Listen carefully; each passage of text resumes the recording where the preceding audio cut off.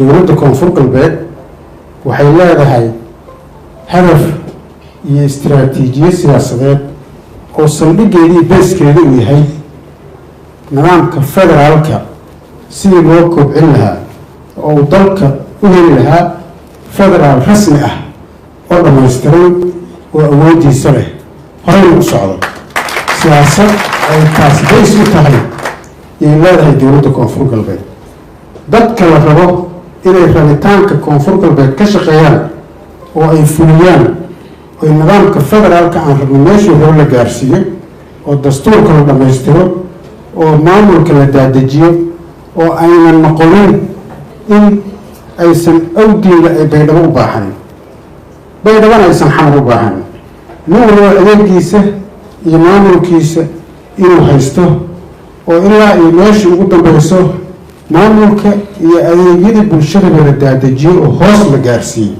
isku filnaansho nidaam federaala la helo si dadka nin walbaba uu isugu tashto maamulkana uu isugu tashto uuna ugu kalsoonaado maamulkiisa iyo dowladdiisa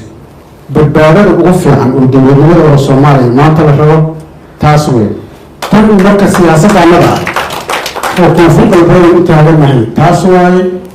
iyo horumarinteeda midda aan nagala shaqaynaysaanna waa middaas hadduu ilaaha yidhaah dardaaran iyo talo iyo waxsheegis iyo wixii la sheegi lahaa waa la soo sheegay wixii la duceyn lahaa waa la soo duceeyey waxa idiin dhiman oo laidiin sheegaayo male adinkaaba sheegnaaba oo naga horreeyey waxa ugu horreeyaan rabna waxaa weeye inaad muujisaan midnimo oo sumadan koonfur galbeed aad ku midaysan tihiin midnimadeeda aad muujisaan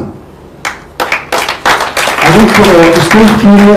iyo shacabkiina iyo maamulkiina taladiisa ku shaqaynayana